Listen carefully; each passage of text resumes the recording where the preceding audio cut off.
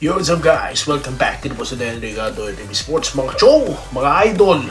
Ayan na po ang topic natin, no? Buo na po ang Gilas Pilipinas na sasapak sa SEA Games. Okay, kilalanin natin yan. Ang dudurog dyan sa Thailand. Yan, at mga pa-shoutout. Mag-subscribe muna kayo guys. Ito po ang content at ang channel na ayaw ng fake news. Alright. Okay, dito na po tayo guys. Bilisan na po natin, no? Mabilisan yan. Buo na po ang ating kupunan. Okay, nasasabak sa SEA Games. Ito po ang Gilas, no? Na pinamumunuan ni Coach Norman Black. Alright. So, sino-sino ba yung mga yan? Alright. So, tapos na po ang inyong pag-iisip kung sino ba ang mga napili. Nahirap. Bakit ba kasi nangyari na parang bigla tayo nag-hold, okay, sa lineup? Kasi nga po, yung may mga nangyari doon sa rules na sabi nila flip-flopping, kasi may mga na-flag down, may mga na-yellow flag, mga gano'n. So, apat na players po yan, di ba? Si Justin Downey, ito po si Phoenix, si Remy Martin, no? Tsaka ito po si BGR. Okay, ng TNT. Diba? Recently, hindi siya. Wala. Hindi siya mapapasama. Diba? So, ngayon, may mga dinagdag. Yun na nga po. Diba si Alonso? Na yan. Diba? Tapos, Pesumal. Alright? Si Don Pesumal. Nandiyan. Gilas din ata yun. Ito. So, tapos, Justin Chua nabanggit na nga po. Diba? Napansin natin, parang mga available yung mga players na nandiyan. Bakit kasi Slaughter, no? Hindi kinuha, sayang. Solid 7-footer po sana, no? Pero okay lang. Ito po ang list, no? Ang ating 12 man lineup na sasabak na po dyan sa SEA Games. Aba, sino yung mga yan? Third Rabena, okay? Cedric Manzano, okay? Dap Panopio, ayan. Matthew Wright, Bobby Ray Parks Jr., Justin Chua, Robert Bolick Jr., okay, Bon Pesumal, Abu Trater, Allen Liwag, Jamie Malonzo, at VJ Prey, or Prey. Di ko po alam kung paano i-pronounce yan. Kayo nang bahala. So, ayan na po. Okay. Ang 12 na magtatanggol, no, ng ating title. Alright. So, kamusta naman po ang ating dyan, mga kababayan dyan? Ano pong masasabi nyo sa lineup na yun? Para sa akin, okay, hindi po kasing solid ng naunang na-release. Okay? Yung tawag dito, yung mga na-flag, ganyan. Pero, yan na po, no? Ang sa tingin ko, the best, no? Para pang SEA Games natin. Bakit ko sinabing the best? Aba, meron kang Ray Parks, okay? Import po yan sa Japan, okay? Meron tayong Robert Bolick, okay? Na scoring, yan, machine yan ng NLEX, di po ba? No. May Jamie Malonzo ka, okay? Na ex-Ginebra, okay? O, sino pa? O, yung rising star na Dap Panopio, nandyan. At ito pong posibleng magbalik na Matthew Wright, di po ba? So, dyan po makikita ngayon, itong si Justin Chua, pagkakataon niya na to, no? Para mai-showcase yung kanyang skills dahil baka may team na magkagusto sa kanya. Okay? So, pagkakataon niya na po ito. At ano ang prediction ko dito, no? Sa kupunan na ito. Makikipagbakbakan po ito, no? At malaki po ang chance ng kupunan na ito na maiuwi po natin ang ginto. Bagamat, habang nag-i-scramble tayo, no? Alright? Kagandahan nga, sabi nga ni Kinito, meron tayong pool of players na pwedeng pagpilian. Yan po maganda. So, naka-adjust na po ang ating sistema, no? Alright, ang pamunuan ng SBP, ready sila. Kahit na kung ano-ano pang rules ang gawin dyan, no? So, yan na po, ha? Suportahan po natin ito. Sa SEA Games, dapat Pinas pa rin ang mag-aari sa basketball.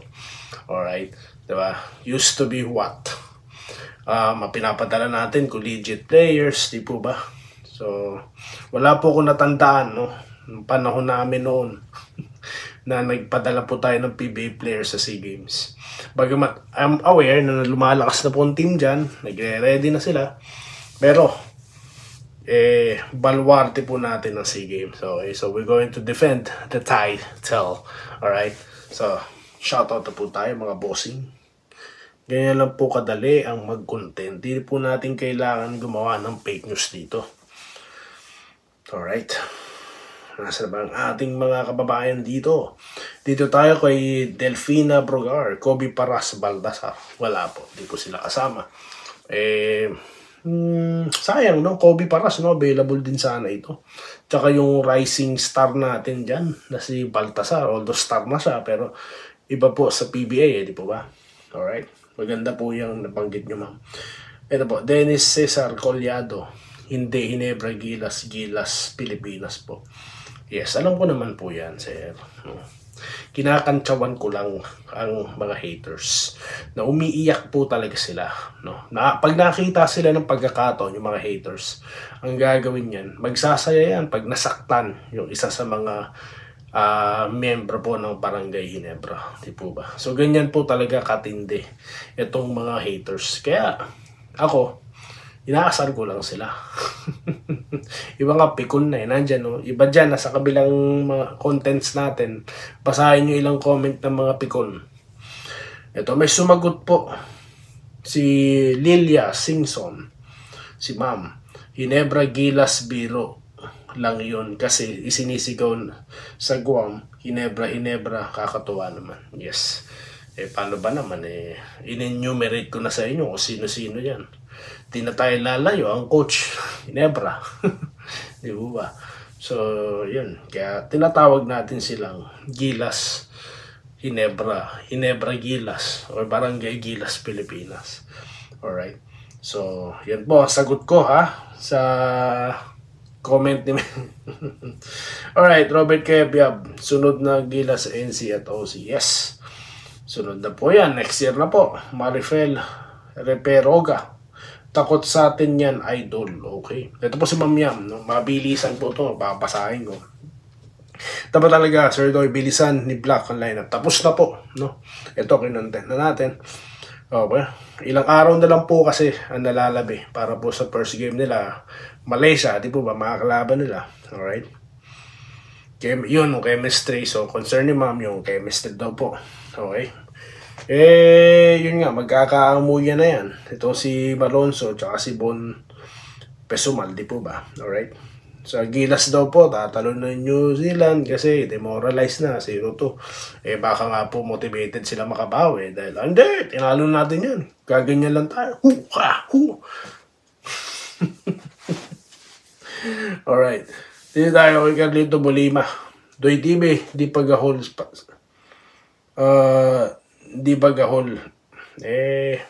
papaspasan na po nila yan. Alam nyo, mga ano naman po yan, active players naman po yan no? Yun na nga lang, chemistry ang hahanapin natin dito. Pero tignan po natin, ano po. Alright. Sabi ni Ariel Padura, okay ka ng okay. Ano po ba? Ano yung bang gusto nyong sabihin ko? Alam nyo kasi, minsan may mga mannerism no? Diba? Pagka nagko-content minsan, sasabihin ko, no. Diba? Ang dami na no. Alright. Diba? Ganun po sa vlogging. Minsan, para po dire-diretso yung sinasabi ko sa inyo. Simultaneously, nagsasalita po, may mga tinatawag po mga bridge dyan. No, napapanood na naman ako. Pag nag-content po kayo, sir, try nyo. Try nyo lang, sir. Okay? Para po maintindihan nyo ako.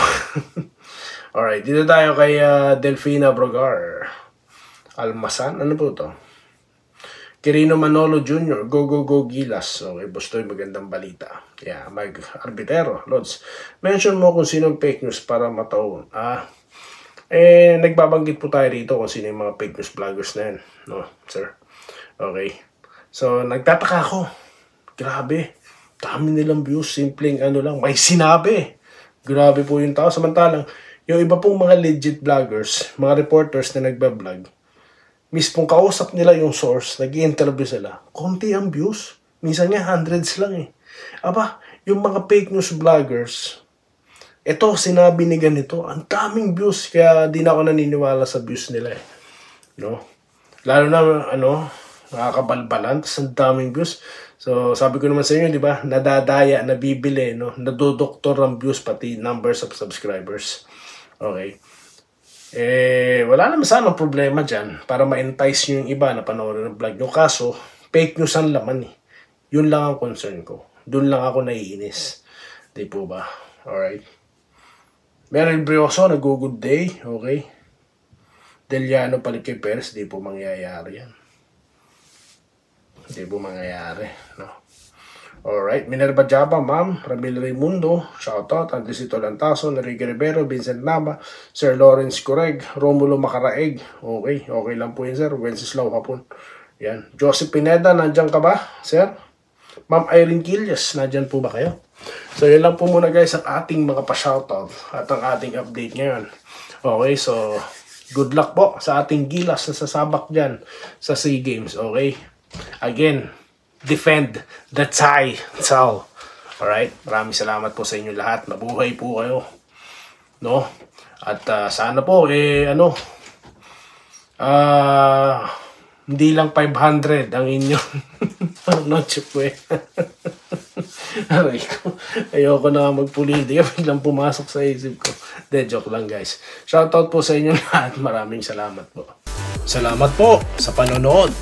Subscribe na para sa mga susunod na basketball at boxing videos.